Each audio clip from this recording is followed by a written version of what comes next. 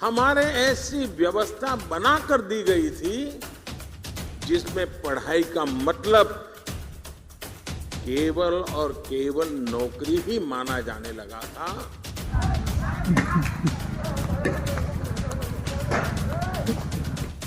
शिक्षा में ये विकार गुलामी के कालखंड में अंग्रेजों ने अपनी जरूरतों को पूरा करने के लिए अपने लिए एक सेवक वर्ग तैयार करने के लिए किया।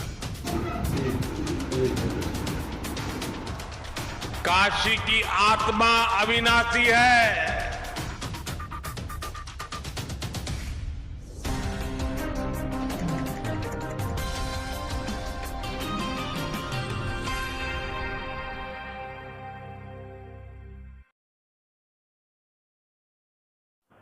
नमस्कार, मैं अभिनेंद्र।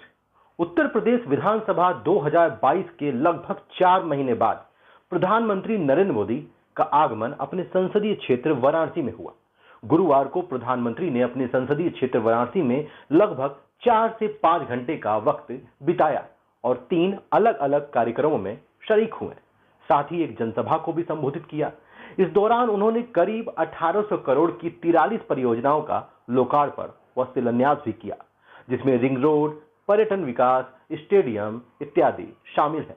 इस अवसर पर उत्तर प्रदेश की राज्यपाल आनंदीबेन पटेल, उत्तर प्रदेश के मुख्यमंत्री योगी आदित्यनाथ और केंद्रीय शिक्षा मंत्री धर्मेंद्र प्रधान भी मौजूद रहे। आज इस कार्यक्रम के दौरान जो लोकार्पण और शिलान्यास हुए, उनमें गतिशीलता, प्रगतिशीलता और संवेदनशीलता तीनों की झलक है। मेरी काशी सबका साथ, सबका विकास, सबका विश्वास और सबका प्रयास का बेहतरीन उदाहरण है। शानदार विकास कार्य का शानदार कवरेज होना भी चाहिए। आखिर ये सब देश हित में ही तो हो रहा है। एक तरफ जहां प्रधानमंत्री वाराणसी को भरपूर प्यार दे रहे हैं, वहीं दूसरी तरफ अग्निपथ योजना को लेकर हुए बवाल के मास्टरमाइंड गिरफ्तार हो रहे हैं। प्रधानमंत्री नरेंद्र मोदी ने गुरुवार को राष्ट्रीय शिक्षा नीति के कार्यान्वयन पर वाराणसी में आयोजित अखिल भारतीय शिक्षा समागम का उद्घाटन किया। उन्होंने कहा, ये समागम आज ऐसे समय में हो रहा है जब देश अपनी आजादी का अमृत महोत्सव मना रहा है। अमृत काल में देश के अमृत संकल्पों को पूरा करने की बड़ी जिम्मेदारी हमारे शिक्षा व्यवस्था और युवा पीढ़ी पर है। ये तो प्रधानमंत्री ने कहा, लेकिन हमने भी ये देखा और आपने भी देखा कि इसी अमृत काल में कई सारे युवाओं ने अग्निपथ जैसी योजना का विरोध किया, बवाल किया। चर्चा तो इस पर भी होनी चाहिए कि आखिर क्यों किया। सिक्के के दोनों पहलू होते हैं, लेकिन हमें जो पसंद है हम आंखों पर चश्मा लगाकर उसी पर चर्चा करते हैं और उसी पर विश्वास भी करते हैं। बहरहाल प्रधानमंत्री मोदी ने कहा कि नई नीति में पूरा फोकस बच्चों की प्रतिभा और चॉइस के हिसाब से उन्हें स्किल्ड बनाने पर है। हमारे युवा स्किल्ड हों, कॉन्फिडेंट हों और प्रैक्टिकल और कैलकुलेटिव हों। शिक्षा नीति इसके लिए जमीन तैयार कर रही है। प्रधानमंत्री के इस बात का समर्थन होना चाहिए। जिस बच्चे के अंदर जो हुनर हो उसे निखारने की जरूरत होनी चाहिए। ज्यादातर अभिभावक अपने बच्चों पर जबरदस्ती डॉक्टर बनने का दबाव डालते हैं, जबकि उन्हें आईएएस बनना होता है।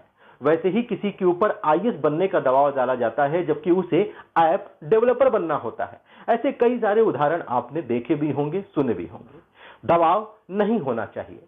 तो फिर जिस लड़के ने सिलेक्शन प्रोसेस के सारे स्टेज पार कर लिए, उसको पास कर लिया और ज्वाइनिंग लेटर का इंतजार किया, तो उस पर दोबारा फॉर्म भरने का दबाव क्यों डाला गया? खैर, 22 जून के नवभारत टाइम्स की इस खबर पर नजर डालिए। लिखा है, सेना भर्ती की अग्निपथ योजना की घोषणा के बाद अवसाद में आकर युवक ने उठाया गलत कदम, दे दी जान। ये खबर जयपुर की है।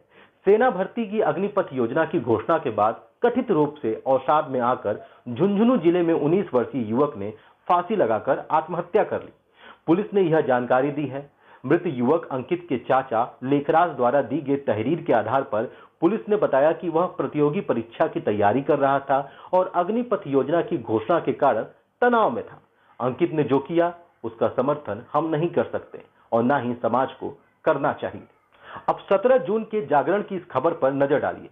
लिखा है कि बरेली में सेना भर्ती की तैयारी कर रहे युवक ने किया आत्महत्या का प्रयास। दोस्त बोले अग्निपथ योजना से था निराश। अब 20 जून के जागरण की इस खबर पर नजर डालिए। लिखा है राजस्थान में अग्निपथ योजना का विरोध जारी है। सोमवार सुबह भरतपुर जिले के बिलौठी गांव में एक युवक ने खेत में पेड़ से फांसी लगाकर आत्महत्या कर ली।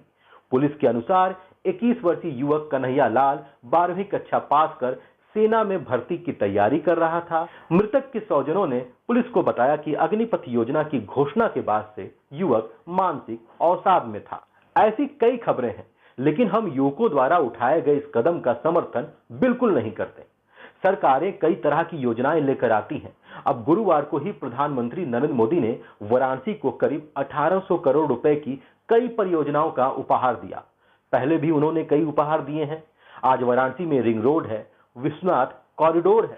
हो सकता है कि कुछ योजनाओं को लेकर आपकी सहमति ना हो, तो आप अपने जनप्रतिनिधि से वार्ता कर सकते हैं, सवाल कर सकते हैं। किसी भी समस्या का समाधान आत्महत्या नहीं हो सकता और ना ही हिंसा हो सकता है। जिंदगी बेहद अनमोल है। मुश्किल वक्त हर किसी के जीवन में आता है, लेकिन थोड़ा हौसला और हिम्मत रखने से यह निकल भी जाता है।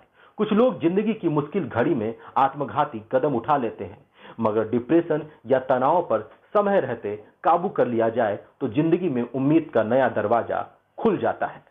और रही बात हिंसा की, तो उसका अंजाम जेल है। कानून से खिलवाड़ कर अपने देश की संपत्ति को नुकसान पहुंचाकर आप अपना भविष्य नहीं बना सकते। हमारे संवाददाता हसीन अंसारी ने बताया कि गाजीपुर जनपद में अग्निपथ योजना के विरोध में बवाल के मामले में आरपीएफ ने मास्टरमाइंड समेत 2 को गिरफ्तार किया है। मामले की जांच कर रही आरपीएफ की टीम ने बवाल के मास्टरमाइंड अजय यादव को उसके साथ ही अशरफ शाह समेत शहर के विशेश्वरगंज इलाके से गिरफ्तार किया। बताया जा रहा है कि गिरफ्तार अजय यादव ने बवाल के लिए युवाओं को भड़काया था। अजय यादव नौनहरा क्षेत्र का रहने वाला है और आर्मी भर्ती के लिए कोचिंग चलाता है। वह युवाओं को बतौर कोच फिजिकल ट्रेनिंग देता है। अजय यादव ने सोशल मीडिया के जरिए युवाओं को अग्निपथ योजना के विरोध में इकट्ठा किया और बवाल के लिए भड़काया, जिसके चलते उपद्रवियों ने 19 जून को बंजारीपुर इलाके में सारनाथ एक्सप्रेस पर पथराव किया था। ये जो है जो अग्निपथ के विरोध में दिनांक 19/6/22 को गाजीपुर घाट और शाहबाज कुली के मध्य जो बवाल हुआ था, सारनाथ ट्रेन पर जो पथराव किया गया था, उसी के संबंध में गिरफ्तारी हुई है। उस घटना का जो मुख्य आरोपी है, जो साजिश करता था, उसको आज गिरफ्तार किया गया है आरपीएफ गाजीपुर द्वारा।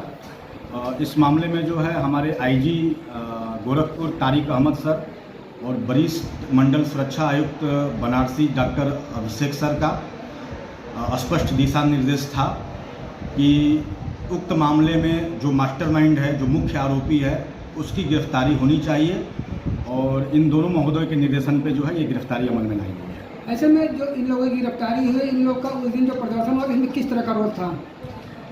इनका जो है मेन रोल था जो है इन्होंने ही जो है बच्चों को इकट्ठा किया था, बच्चों को उकसाया था। और चूँकि ये जो गिरफ्तारी हुई है इसमें एक अजय सिंह यादव हैं, जो कि ये ग्राउंड के कोच भी हैं और बच्चों को जो है ग्राउंड में दौड़ आदि जो है कराते हैं। तो इनके द्वारा जो है इनको इकट्ठा करके और आंदोलन के लिए प्रेरित किया गया था और आंदोलन के लिए उस दिन ले आया गया था। लेकिन जब बवाल ज़्यादा बड़ा, गिरफ्तारी होने लगी तो ये मौका देख के फरार हो चुके थे वहाँ से। तो ये जो इन्होंने व्हाट्सएप के माध्यम से या फोन के माध्यम से? ये अभी तक जैसा साक्ष्य मिला है उसमें जो है इन्होंने 1 दिन पहले 2 दिन पहले ग्राउंड में बच्चों को व्हाट्सएप के माध्यम से इकट्ठा करके आह्वान किया था। बाकी मैं इनके मोबाइल को दौरान जांच पाया गया कि इनके मोबाइल में 2 ग्रुप बना हुआ है। उस ग्रुप में भी जो है कुछ आह्वान किए गए हैं, जैसे हथियार, लाठी डंडे आदि के साथ जो है गाजीपुर पहुंचने के लिए, उपद्रव करने के लिए, तो उसके आधार पर जो है इनको गिरफ्तार किया गया। अब एक गुरु को ऐसा करने की जरूरत कहां से आन पड़ी?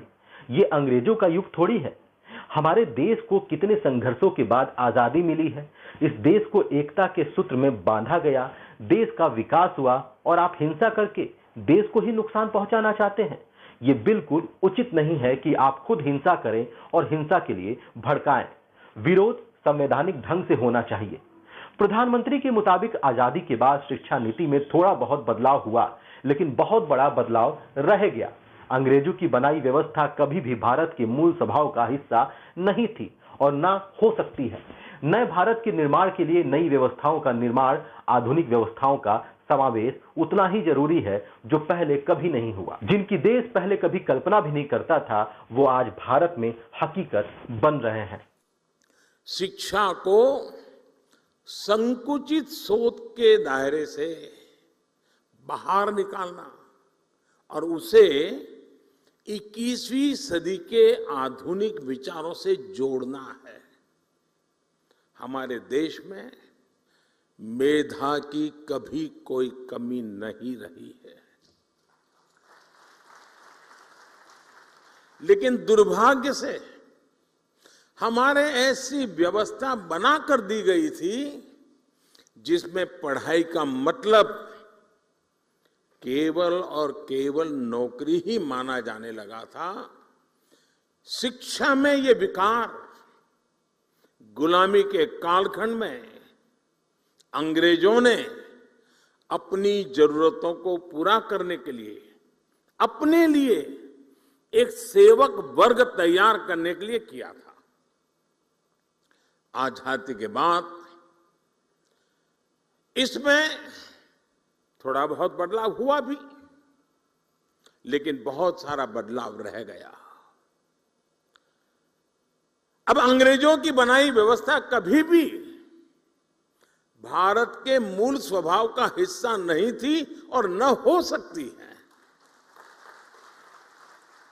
एक तरफ देश के प्रधानमंत्री देश में आधुनिक व्यवस्थाओं के समावेश को जरूरी बता रहे हैं और दूसरी तरफ गाजीपुर में पकड़े गए गुरुजी आधुनिक व्यवस्था यानी सोशल मीडिया का दुरुपयोग करके युवाओं को भड़का रहे थे। विचारधाराओं के मतभेद में कभी भी विवाद नहीं होना चाहिए। आप अपनी बातें संवैधानिक ढंग से रख सकते हैं। हिंसा किसी भी समस्या का समाधान नहीं है। अन्य महत्वपूर्ण खबरों के साथ आपके बीच फिर हाजिर होंगे। तब तक के लिए धन्यवाद।